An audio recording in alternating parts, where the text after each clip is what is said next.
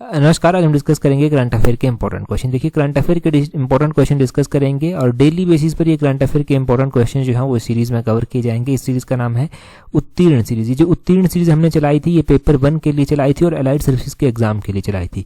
और फिर रिवीजन को हमने फोकस किया तो इस सीरीज को कुछ टाइम के लिए बंद कर दिया था, परंतु फिर से सितंबर मंथ से जो है हम कंप्लीटली डेली बेसिस पर करंट अफेयर यहाँ पर कवर करेंगे।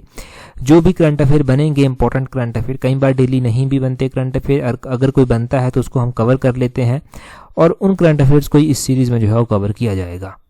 अभी देखो, कम से कम पेपर से पहले आपको 7-8 महीने के करंट अफेयर तो पढ़ने ही पड़ते हैं, तो ये वहीं पर आपकी हेल्प करेगा। चाहे राज्य चयन आयोग के आने वाले एग्जाम हो गए, चाहे पेपर 1 के एग्जाम हो गए, उन सभी में आपको यहाँ से हेल्प मिलने वाली है। तो अभी हम क्वेश्चन नंबर 1 से जो है डिस्कशन को स्टार्ट करेंगे।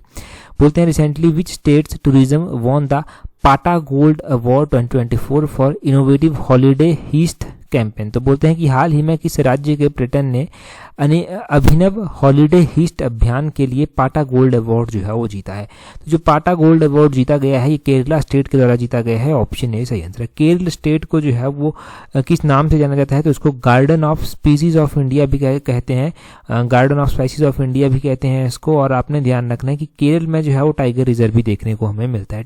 केरल में हमें एक तो पेरियार टाइगर रिजर्व देखने को मिल जाता है, दूसरा केरल में जो है वो हमें परम्बिकुलम टाइगर रिजर्व भी यहाँ पर देखने को मिलता है। तो ये केरल के बेसिक से क्वेश्चन है। यहाँ पर टाइगर रिजर्व है, इसको species of garden of species of India भी कहते हैं और इंपॉर्टेंट स्टेट है टूरिज्म पॉइंट ऑफ व्यू से। इसको ये अवार्ड दिया गया है, PATA gold award 2024 for innovative holiday heist campaign के लिए इसको ये दिया गया है। तो इतना ध्यान रखें।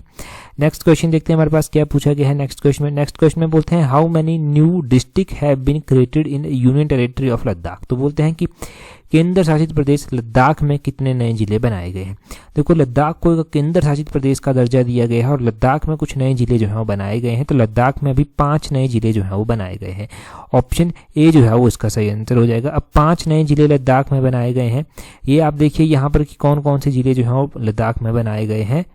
देखो, 5 नए जिले होंगे तो मतलब उन जिलों में जो है वो काम अच्छे से हो सकेगा, लोगों को सर्विसेज अच्छे से मिल सकेंगी और लोगों को एक बेटर पॉलिटिकल रिप्रेजेंटेशन जो है वो मिल सकेगा। लद्दाख की हम बात करते हैं तो लद्दाख एक केंद्र शासित प्रदेश जो है वो आता है, जो कि जम्मू कश्मीर से जो है वो अलग हुआ है। और टोटल नंबर ऑफ डिस्ट्रिक्ट यहाँ पर 7 जो है वो अब आते हैं, 7 यहाँ पर डिस्ट्रिक्ट आते हैं। अगर आप बात करेंगे कि इसको केंद्र शासित प्रदेश कब बनाया गया था, तो इसको 31 अक्टूबर 2019 को जो था वो केंद्र शासित प्रदेश जो था वो बनाया गया था। इसके जो लेफ्टिनेंट गवर्नर हैं वो कौन है, जैसे हमारे स्टेट में जो है वो मुख्यमंत्री होते हैं, यूनियन टेरिटरी में जो है वो क्या होता है, अगर आप छोड़ दें दिल्ली को, लक्षद्वीप को छोड़ दें, तो बाकी यूनियन टेरिटरी में जो है वो लेफ्टिनेंट गवर्नर जो है वो बैठते हैं। वहाँ का कार्यभार लेफ्टिनेंट गवर्नर ही देखते हैं, सीएम वहाँ पर नहीं होते। तो बीडी मिश्रा जो है वो यहाँ के लेफ्टिनेंट गवर्नर हैं। ठीक है जी, ये भी पता चल गया। अगर हम बात करते हैं कि ये जो लद्दाख है या फिर लद्दाख यूनियन टेरिटरी में जो है वो जो इसकी एरिया है वो कितना है, इसका एरिया आपने ध्यान रखना है 2,74,289 स्क्वायर किलोमीटर इसका एरिया है। ये एरिया कहाँ पर पूछा जाएगा, ये एरिया पूछा जाएगा आपसे, जैसे मैच करने के लिए दे दिया हिमाचल हो गया, लद्दाख हो गया, ऐसे अलग अलग स्टेट मैच करने के लिए दे देंगे तो लद्दाख का एरिया आपने ध्यान रखना है। हिमाचल का तो आपको पता ही है, परंतु लद्दाख का भी पता चल गया। लद्दाख की डेंसिटी कितनी है, डेंसिटी है लद्दाख की 12 स्क्वायर मीटर, ये भी आपको पता होना चाहिए। नेक्स्ट क्वेश्चन देखते हैं हमारे पास क्या पूछा गया है। अगले क्वेश्चन में बोलते हैं, exercise Varuna recently is the bilateral naval exercise between India and which countries. तो ये जो एक्सरसाइज वरुण होती है ना, ये एक तो नेवी की एक्सरसाइज होती है, अभी हुई है एक्सरसाइज तो चर्चा में आई। बोलते हैं कि एक्सरसाइज भारत की हुई, किस देश के साथ हुई, तो भारत की ये फ्रांस के साथ हमें देखने को मिलती है। ऑप्शन सी जो है वो सही आंसर हो जाएगा। अब फ्रांस के साथ ये एक्सरसाइज होती है। एक्सरसाइजेस के बारे में देखो, मैंने बहुत बार रिवीजन करवाया है और एक्सरसाइजेस के बारे में एग्जाम में क्वेश्चन देखने को मिला भी है। अच्छा, क्या क्वेश्चन एग्जाम में देखने को मिला है और यहाँ से क्या क्या बातें आपने ध्यान रखनी है जो पूछी जा सकती हैं। यहाँ से पहली बात तो आपने ध्यान रखनी है कि वरुण के अलावा कौन सी एक्सरसाइज जो है वो इंडिया फ्रांस के साथ करता है। तो वरुण के अलावा जो है वो एक शक्ति एक्सरसाइज होती है, शक्ति एक्सरसाइज जो है वो फ्रांस के साथ की जाती है। और एक गरुड़ एक्सरसाइज है, गरुड़ एक्सरसाइज भी इंडिया जो है वो फ्रांस के साथ ही जो है वो करता है। तो ये गरुड़ एक्सरसाइज भी आपने ध्यान रखनी है, ये भी फ्रांस के साथ की जाती है। इंडिया और फ्रांस के बीच की एक्सरसाइज हो गई। इसके अलावा भी इंडिया अलग अलग एक्सरसाइजेस करता है। अभी जो एग्जाम में पूछी गई थी, पहले हम उसकी बात जो है वो करते हैं। अभी एग्जाम में पूछी गई थी एक्सरसाइज मैत्री शक्ति, ये जो एक्सरसाइज मैत्री शक्ति है ये किसके साथ होती है? एक्सरसाइज मैत्री शक्ति जो है वो श्रीलंका के साथ जो है वो होती है। इंडिया और श्रीलंका जो है वो मिलकर इस एक्सरसाइज को जो है वो करते हैं। अब बात आती है एक्सरसाइज जो इंडिया जो है वो अलग अलग कंट्रीज जैसे कि यूएई के साथ जो है वो करता है। यूएई के साथ इंडिया जो है वो एक्सरसाइज डिजर्ट ईगल करता है। डिजर्ट साइक्लोन एक्सरसाइज जो है वो इंडिया करता है यूएई के साथ। ये डिजर्ट भी साथ में लगा हुआ है ईगल के साथ और साइक्लोन के साथ, तो ये यूएई के साथ हो गई। एक अकेली ही साइक्लोन एक्सरसाइज होती है। जो साइक्लोन एक्सरसाइज होती है ये इंडिया इजिप्ट के साथ जो है वो करता है। एक एक्सरसाइज खंजर होती है। खंजर एक्सरसाइज देखो जनवरी फरवरी 2024 में हुई थी और वो खंजर एक्सरसाइज का 11वां एडिशन था जो कि हिमाचल प्रदेश में ही हुआ था। हिमाचल प्रदेश के बकलोह में वो देखने को हमें एडिशन जो था वो मिला था खंजर एक्सरसाइज का, जो इंडिया ने किर्गिस्तान के साथ जो था वो किया था। तो किर्गिस्तान के साथ भी ये ध्यान रखना है। किर्गिस्तान के साथ ही आपने ये नोट करना है कि डस्ट लिंक एक्सरसाइज होती है। जो डस्ट लिंक एक्सरसाइज है ये इंडिया उज्बेकिस्तान के साथ जो है वो करता है। डस्ट लिंक किसके साथ? उज्बेकिस्तान के साथ जो है वो करता है। तो ये इंपॉर्टेंट वन एक्सरसाइज की एक लिस्ट होनी चाहिए आपके साथ। जब जैसे जैसे हम रिवाइज करते हैं वो हर बार आपके माइंड में आनी चाहिए, क्योंकि कन्फ्यूजन हो जाता है। जैसे कि एक्सरसाइज शक्ति हो गई, मित्र शक्ति हो गई, इनमें कन्फ्यूजन हो जाएगा कभी ना कभी। तो अगर प्रॉपरली रिवीजन किया होगा तो एग्जाम में जाकर कन्फ्यूजन नहीं होगा। अगला क्वेश्चन देखिए क्या बोलते हैं। नेक्स्ट क्वेश्चन में बोलते हैं in which country did PM Modi announce the first Thiruvalluvar cultural centre to be setup. तो बोलते हैं कि प्रधानमंत्री नरेंद्र मोदी ने किस देश में पहला ये तिरुवल्लुवर सांस्कृतिक केंद्र स्थापित करने की घोषणा की है। तो ये जो तिरुवल्लुवर कल्चरल सेंटर होगा इसको स्थापित करने की घोषणा की गई है सिंगापुर में। ऑप्शन सी सही आंसर हो जाएगा। यहाँ पर देखिए, यहाँ पर लिखा गया है कि ये जो तिरुवल्लुवर थे ये जो था वो एक पोइट थे, फिलोसफर थे। तमिल लिटरेचर में काफ़ी इंपॉर्टेंस इनकी है। ये संत थे एक। और पीएम नरेंद्र मोदी ने जो है वो अभी हाल फिलहाल में जो है वो अनाउंस किया है कि first ever Thiruvalluvar cultural centre जो है वो सिंगापुर में स्थापित किया जाएगा। ये जो सेंटर यहाँ पर बनाया जाएगा इसमें देखो ये पता होना चाहिए कि तमिल लैंग्वेज को लेकर जो है वो इसमें काम किया जाएगा। उसको एक्सप्लोर करने, उसकी हेरिटेज, तमिल का कल्चर, तमिल का लिटरेचर, उन चीज़ों के ऊपर काम किया जाएगा। उन चीज़ों के बारे में लोगों को यहाँ पर जानकारी मिलेगी। जब ये एक कल्चरल सेंटर यहाँ पर बन रहा है सिंगापुर में तो इसकी घोषणा जो है वो अभी की गई है। तो सिंगापुर ध्यान रखना है, तिरुवल्लुवर ध्यान रखना है कि इनका जो है वो अभी कल्चरल सेंटर सिंगापुर में बनाने की बात जो है वो हुई है, अनाउंस किया गया है। जब प्रधानमंत्री नरेंद्र मोदी ने खुद अनाउंसमेंट की हो ऐसी कोई भी पॉइंट की तो ये वो ऑब्वियसली इंपॉर्टेंट रहता है। अगला क्वेश्चन देखिए, बोलते हैं Aparajita women and child bill 2024 is in news recently passed by which of the following state. तो अभी ये लेटेस्ट एक न्यूज़ की तरह है तो आप शायद इजीली बता देंगे कि वेस्ट बंगाल ये स्टेट है जिसने ये अपराजिता महिला एवं बाल विधेयक 2024 जो है वो पारित किया है। और देखो होता ऐसा है जब कोई भी बिल को पार्लियामेंट असेंबली पास कर देती है तो गवर्नर के पास हो जाता है। गवर्नर अपनी सहमति उसको देते हैं। तो यहाँ पर भी ये गवर्नर के पास गया। अब गवर्नर के पास गया तो गवर्नर ने इसे जो है वो प्रेसिडेंट के पास जो है वो भेज दिया, क्योंकि गवर्नर के पास ये पावर होती है। कोई भी बिल गवर्नर के पास आता है तो गवर्नर पहली बात या तो उस बिल को मंजूरी दे देंगे, और दूसरी बात वो होती है गवर्नर के पास कि वो अपनी मंजूरी को विदहोल्ड कर दे, उसको जो होल्ड करके रख दे। तीसरी बात वो होती है कि गवर्नर जो है उस बिल को जो है वो रिटर्न भी कर सकता है कि इसमें कुछ चेंजेस किए जाए अगर वो बिल मनी बिल नहीं है। परंतु अगर उस बिल को फिर से पार्लियामेंट से पास कर दिया जाता है तो गवर्नर को अपनी मंजूरी देनी ही पड़ती है। चौथा, गवर्नर के पास ऐसा एक प्रोविजन होता है कि गवर्नर उस बिल को जो है वो रिजर्व कर ले या तो प्रेसिडेंट की कंसिडरेशन के लिए जो है वो भेज दे। तो यहाँ पर वही किया गया है, प्रेसिडेंट की कंसिडरेशन के लिए जो है उस बिल को भेजा गया है। तो ये है Aparajita women and child bill 2024, West Bengal के द्वारा ये किया गया है। वेस्ट बंगाल में जो एक बहुत बड़ा अनफॉर्चुनेट इंसिडेंस हुआ था उसके बाद जो है ये कदम उठाए गए हैं। अच्छा, गवर्नर को कौन अपॉइंट करता है? अगर किसी भी स्टेट के गवर्नर बनते हैं तो उनको अपॉइंट किया जाता है प्रेसिडेंट ऑफ इंडिया के द्वारा। गवर्नर के लिए जो मिनिमम एज रखी गई है कि होनी चाहिए तो वो 35 ईयर्स जो है गवर्नर के लिए एज रखी गई है। और गवर्नर का जो टर्म होता है वो यूजुअली 5 साल तक माना जाता है। उसके बाद प्रेसिडेंट के ऊपर डिपेंड करता है कि वो कंटिन्यू करना चाहते हैं उनके साथ या फिर वो चेंज करना चाहते हैं, या फिर गवर्नर प्रेसिडेंट चाहें तो उससे पहले भी गवर्नर को रिजाइन देने के लिए कह सकते हैं। तो ये अलग अलग जो है वो बातें होती हैं। और अपराजिता वुमेन एंड चाइल्ड बिल 2024 भी साथ में क्लियर हुआ। आगे बोलते हैं Agni 4 missile was successfully tested on 6 September 2024 is developed by which organisation. तो बोलते हैं कि ये जो अग्नि 4 मिसाइल है इसको 6 सितंबर 2024 को सफलतापूर्ण इसका परीक्षण किया गया है। इसका परीक्षण किसके द्वारा किया गया है? तो आपको पता है पब्लिक सर्विस कमीशन के फेवरेट क्वेश्चन रहे हैं ये, जो भी मिसाइल लॉन्च की गई है, सैटेलाइट लॉन्च किए गए हैं, कोई रॉकेट रिलेटेड क्वेश्चन है तो अग्नि 4 मिसाइल देखो इसको सक्सेसफुली टेस्ट किया गया है DRDO के द्वारा। ऑप्शन सी सही आंसर हो जाएगा, डिफेंस रिसर्च डेवलपमेंट ऑर्गेनाइजेशन के द्वारा जो है वो इसे सक्सेसफुली टेस्ट किया गया है। अच्छा, अग्नि 4 मिसाइल को किया गया है DRDO के द्वारा, और क्वेश्चन ये भी पूछ सकते हैं कि कब इसको सक्सेसफुली टेस्ट किया गया। तो 6 सितंबर 2024 को जो था वो किया गया। अब क्वेश्चन एक और पूछा जा सकता है कहाँ से किया गया, तो उड़ीसा से जो था वो इसको किया गया। उड़ीसा में कहाँ से किया गया? उड़ीसा में चांदीपुर से किया गया। कई बार उड़ीसा प्रॉपरली ना ऑप्शन में देकर चांदीपुर ऑप्शन में दिया जाता है, तो चांदीपुर से जो है वो सक्सेसफुली टेस्ट किया गया है। ये क्वेश्चन बड़ा ही इंपॉर्टेंट है। और DRDO जब ऑप्शन में दिया गया है तो DRDO की स्थापना कब की गई थी? 1958 में इसकी स्थापना की गई। आप कहेंगे कि क्या यार इस तरह के क्वेश्चन भी एग्जाम में पूछे जाते हैं? बिल्कुल, इस तरह के क्वेश्चन एग्जाम में पूछे जाते हैं। DRDO का हेडक्वार्टर जो है वो न्यू दिल्ली में स्थित है। अब क्वेश्चन रिसेंटली जो एग्जाम में पूछा गया था वो असिस्टेंट माइनिंग इंस्पेक्टर पेपर 1 ले लीजिए, उसमें पूछा गया था इसरो की स्थापना कब की गई थी। तो आपका आंसर क्या होगा कि इसरो की स्थापना कब की गई थी? वहां पर अलग अलग ऑप्शन दिए गए थे। इसरो की स्थापना 1969 में जो था वो की गई थी। पेपर में कन्फ्यूजन हो जाता है, तो कन्फ्यूजन नहीं होना चाहिए। अगर हमने बार बार रिवाइज किया होगा तो कन्फ्यूजन होने का कोई सवाल ही पैदा नहीं होता। और इसरो का हेडक्वार्टर कहाँ पर स्थित है? बेंगलुरु में इसरो का हेडक्वार्टर स्थित है। दूसरी ओर DRDO का हेडक्वार्टर हमने न्यू दिल्ली में जो है वो पढ़ रखा है कि DRDO का हेडक्वार्टर जो है वो न्यू दिल्ली में स्थित है।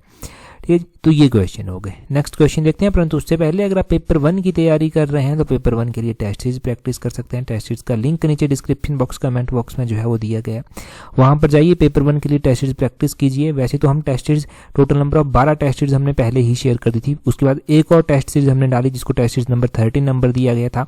अभी रिसेंटली 3-4 दिन पहले ही टेस्ट सीरीज नंबर 14 भी जो है वो अपलोड की गई है, तो उसको भी अवेल करना। वहां पर टेस्ट सीरीज को ज्वाइन करेंगे तो टेस्ट सीरीज का ग्रुप जरूर ज्वाइन कर लेना, वो ग्रुप बहुत ज़्यादा इंपॉर्टेंट है।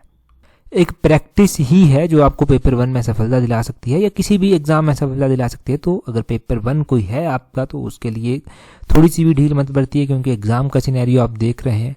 अभी एग्जाम किस तरह से हो रहे हैं, कितने पोस्टों पे हो रहे हैं, कितने टाइम के बाद हो रहे हैं, वो आप सब समझते हैं। तो जितनी मेहनत कर सकते हैं अपने आने वाले एग्जाम के लिए उतनी कीजिए। बाकी तो डेस्टिनी की बातें भी होती हैं, परंतु मेहनत एक ऐसी होती है वहां से आपको सेटिस्फेक्शन एक मिलती है। अगला क्वेश्चन देखिए, बोलते हैं recently who has been elected as a president of Algeria. तो बोलते हैं कि अल्जीरिया कंट्री के अभी नए राष्ट्रपति बनाए गए हैं, वो कौन जो है वो बनाए गए हैं। अल्जीरिया कंट्री के जो नए राष्ट्रपति बनाए गए हैं तो उनका नाम है अब्देल मजीद तेबोने। अब्देल मजीद तेबोने का नाम आपने ध्यान रखना है। ये जो है वो अल्जीरिया के नए राष्ट्रपति हैं। ऑप्शन ए जो है वो इसका सही आंसर हो जाएगा। हमने पहले भी इंपॉर्टेंट अपॉइंटमेंट्स जो है वो पढ़ रखी हैं, तो इंपॉर्टेंट अपॉइंटमेंट्स जानते हैं कि कौन नए प्रेसिडेंट प्राइम मिनिस्टर कहाँ के बने हैं। जैसे कि जोस राउल मुलिनो हो गए, ये जो है वो नए प्रेसिडेंट बने हैं पनामा के, ये हमने पढ़ रखा है। एक बने हैं मोहम्मद इद्रिस देबे इतनो, ये मिलिट्री डिक्टेटर हैं और इंटरिम प्रेसिडेंट बनाए गए हैं चेड रिपब्लिक के, जो चेड रिपब्लिक कंट्री है वहां के। रशियन प्रेसिडेंट जो है ना व्लादिमीर पुतिन, उनके द्वारा री अपॉइंट किया गया है मिकाली मिशुस्तिन को प्राइम मिनिस्टर ऑफ रशिया। तो प्राइम मिनिस्टर ऑफ रशिया आपने ध्यान रखना। प्रेसिडेंट तो वो है वहाँ के रशिया के व्लादिमीर पुतिन, उनका नाम तो याद रह ही जाएगा। आगे देखो, जर्मिया मेनले जो है वो अपॉइंट किए गए हैं new prime minister of Solomon island. तो new prime minister of Solomon island जो है ये बनाए गए हैं, ये आपने ध्यान रखना है, जर्मिया मेनले। तो ये इंपॉर्टेंट अपॉइंटमेंट्स 3-4 हमारे पास हो गई, और भी कोई बनेंगी तो यहीं पर ऐड कर लेंगे। फिर ऐसे ही हमारे पास एक संग्रह जो है वो होता रहेगा, और साथ साथ में रिवीजन भी होता रहेगा। जब भी इंपॉर्टेंस हमें लगेगी तो ये हम रिवाइज भी कर लेंगे। नेक्स्ट वन क्वेश्चन देखते हैं, क्या बोलते हैं how many medals were won by India at 2024 Paris Paralympic. तो ये पेरिस पैरालंपिक की यहाँ पर बात की जा रही है कि पेरिस पैरालंपिक में भारत के द्वारा कितने पदक जीते गए। तो टोटल भारत के द्वारा 29 पदक जो है वो जीते गए। ऑप्शन बी सही आंसर है। यहाँ पर पहले थोड़ा सा डिटेल से देख लीजिए, ये जो 29 मेडल जीते गए इसमें से 7 गोल्ड मेडल जो है वो इंडिया के द्वारा यहाँ पर जीते गए। इंडिया की जो टोटल मेडल टैली में जो है वो रैंक रही वो 18th रही। 18वें स्पॉट पर इंडिया रहा पैरालंपिक्स के मामले में। और आपने ध्यान रखना है कि अगर आप पैरालंपिक्स को देखेंगे तो अभी तो पैरालंपिक्स हुए 2024 में, इससे पहले 2020 में पैरालंपिक्स हुए थे। 2020 में पैरालंपिक्स हुए थे तो वहां पर इंडिया ने सिर्फ 19 ही मेडल जीते थे। उससे पहले 2016 में हुए थे, 2016 में इंडिया ने सिर्फ 4 मेडल जीते थे। 2012 में हुए थे, 2012 में इंडिया ने जो था वो सिर्फ 1 मेडल जीता था। 2004 में हुए थे, 2004 में इंडिया ने सिर्फ 2 मेडल जीते थे। 2004 से पहले 1984 की बात करें तो उस टाइम भी 4 मेडल जीते गए थे। 1972 में भी 1 मेडल जो था वो इंडिया के द्वारा जीता गया था। मतलब 2024 में इंडिया के द्वारा अभी तक का हाईएस्ट मेडल टैली रही है पैरालंपिक्स में, जो इंडिया के द्वारा मेडल जीते गए हैं। अगर यहाँ पर ही हम देखते हैं कि ये जो 29 मेडल जीते गए हैं इसमें कितने गोल्ड मेडल हैं, कितने सिल्वर हैं, कितने ब्रॉन्ज हैं, तो इसमें 7 आपने ध्यान रखना है कि गोल्ड मेडल है, 7 के बाद 9 जो है वो सिल्वर मेडल है और उसके बाद 13 जो है वो ब्रॉन्ज मेडल यहाँ पर आते हैं। तो ये इंडिया की मेडल टैली है। टोटल जो है वो 29 मेडल जीते इंडिया ने और 18वें नंबर पर इंडिया रहा। पहले नंबर पर कौन सी कंट्री रही? चाइना पहले नंबर पर रहता है। चाइना के द्वारा टोटल नंबर ऑफ मेडल जीते गए 220। 220 में से चाइना के द्वारा 94 तो गोल्ड मेडल जीते गए, 76 यहाँ पर सिल्वर मेडल थे और 50 यहाँ पर ब्रॉन्ज मेडल थे। दूसरे नंबर पर चाइना के बाद रहता है ग्रेट ब्रिटेन। ब्रिटेन दूसरे नंबर पर रहता है। ब्रिटेन के द्वारा 124 मेडल जो था वो जीते गए, 124 मेडल जीते गए। इसमें से 49 मेडल जो था वो थे गोल्ड मेडल, 44 जो था वो थे सिल्वर मेडल और 31 थे ब्रॉन्ज मेडल। और उसके बाद कौन सी कंट्री रही? तीसरे नंबर पर यूनाइटेड स्टेट्स जो है वो रहता है। यूनाइटेड स्टेट के द्वारा टोटल नंबर ऑफ 105 मेडल जो है वो जीते गए। 105 मेडल जो यूनाइटेड स्टेट ने जीते, 36 यहाँ पर गोल्ड मेडल रहे और 36 के बाद 42 यहाँ पर जो था वो सिल्वर मेडल रहे और 27 जो था वो यहाँ पर ब्रॉन्ज मेडल जो है वो देखने को मिलते हैं। अब आप कहेंगे कि क्या ये टॉप के 3 रैंक भी हमारे लिए इंपॉर्टेंट है? बहुत ज़्यादा इंपॉर्टेंट है। अभी के लिए नहीं, पब्लिक सर्विस कमीशन का आने वाला जो HAS तक का एग्जाम है उसके लिए भी इंपॉर्टेंट है क्वेश्चन है ये। तो पब्लिक सर्विस कमीशन के लिए तो रट लीजिए इस क्वेश्चन को। कहीं कहीं पर वो मैच करने को दे देगा, कहीं पर वो गोल्ड मेडल ही देगा, कहीं पर वो सिल्वर ही देगा, कहीं पर वो ब्रॉन्ज ही देगा। एटलीस्ट टॉप की 3 पोजीशंस और इंडिया का रैंक, इंडिया के मेडल, इंडिया का गोल्ड सिल्वर ब्रॉन्ज मेडल, ये सारे आपको टिप्स पर याद होने ही चाहिए। नेक्स्ट क्वेश्चन देखते हैं हमारे पास क्या बोलते हैं। बोलते हैं recently where is Semicon India 2024 event being held. तो बोलते हैं कि अभी हाल फिलहाल में सेमिकॉन इंडिया 2024 कार्यक्रम आयोजित किया गया है। ये कहाँ पर आयोजित किया गया है? तो इसको आयोजित किया गया है कहाँ पर? नोएडा में। ऑप्शन ए नोएडा सही आंसर हो जाएगा।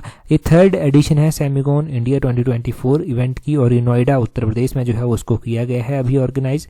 और इसमें अलग अलग फीचर इसके बताए गए हैं, इतने ज़्यादा इंपॉर्टेंट तो है नहीं, परंतु सेमीकंडक्टर सेक्टर में जो है वो इंडिया बहुत ज़्यादा मेहनत कर रहा है और इंडिया जो है वो सेमीकंडक्टर डेस्टिनेशन बनना चाहता है पूरे वर्ल्ड में। और अभी तक ऐसा होता है ना, कोई भी फ़ोन बनता है, इन सारी चीज़ों में सेमीकंडक्टर कहीं ना कहीं पर इस्तेमाल होते हैं। कोई फ़ोन बनता है तो डायरेक्टली वो इंडिया में बोलने को तो हो जाएगा मेड इन इंडिया, परंतु उसके अलग अलग पार्ट अलग अलग कंट्री से आएंगे, बस असेंबल यहाँ पर आकर हो जाएंगे। इंडिया चाहता है कि यहीं पर जो है वो इस तरह का हब बनाया जाए कि यहीं पर चीज़ मैन्युफैक्चर हो कम्प्लीटली, उसके पार्ट भी यहीं पर मैन्युफैक्चर हो और रोज़गार भी लोगों को वहाँ से मिले और बाकी कंट्रीज़ भी वहाँ पर आकर इन्वेस्ट करे और बाकी कंट्रीज़ को भी जो है वो इंडिया यहाँ से एक्सपोर्ट करे। फिर ये इंडिया का जो है वो टारगेट रहता है।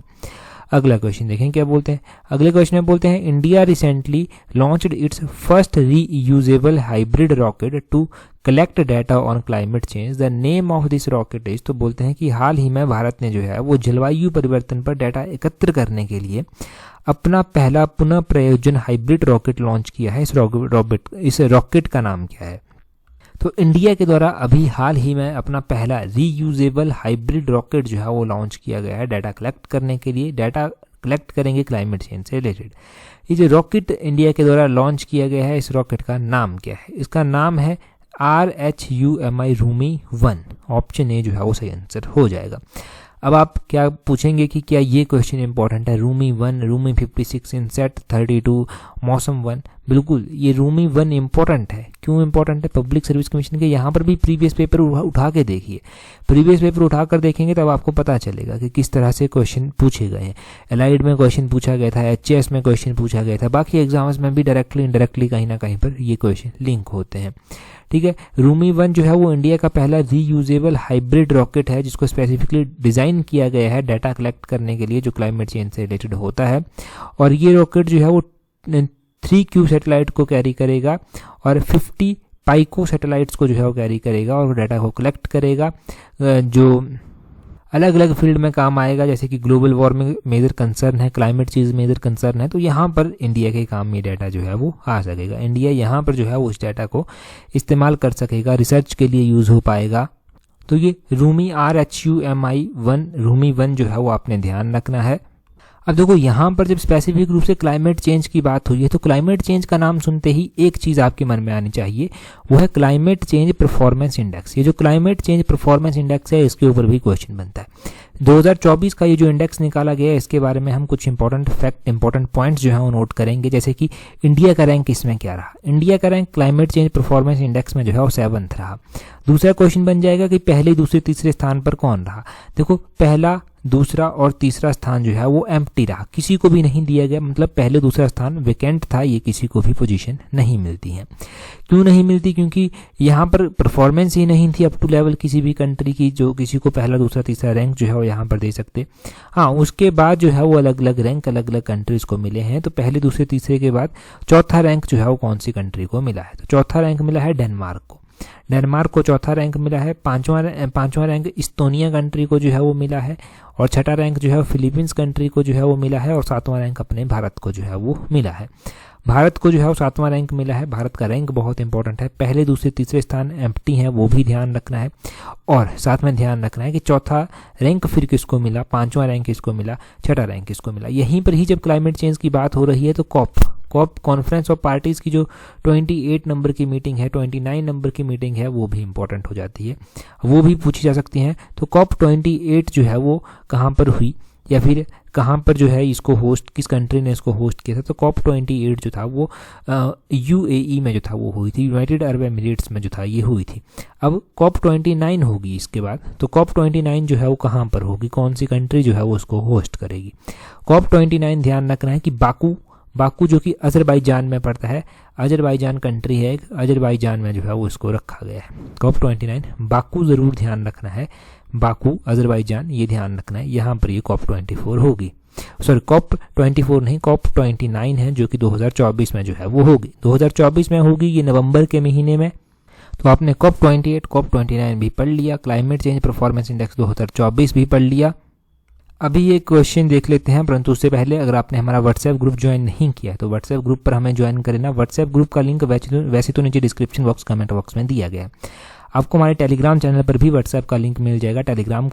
टेलीग्राम पर हमें ज्वाइन करने के लिए अपने टेलीग्राम से @allexam31 इस तरह से सर्च करना, आपको हमारा टेलीग्राम चैनल मिल जाएगा। अभी हम देखते हैं कि क्वेश्चन क्या है। बोलते हैं who became the oldest Indian women to climb Mount Everest. तो हमने एक करंट अफेयर की सीरीज में पढ़ा था कि माउंट एवरेस्ट पर अभी चढ़ने वाली सबसे उम्रदराज भारतीय महिला कौन बनी है। 4 ऑप्शन आपके पास दिए गए हैं, कमेंट करके बता दीजिए। जब मैंने ये ओल्डेस्ट बताया था तो मैंने यंगेस्ट भी आपको बताया था इंडिया साइड से, तो वो आप कमेंट करके बताइए कि यंगेस्ट और ओल्डेस्ट जो है वो कौन बनी है।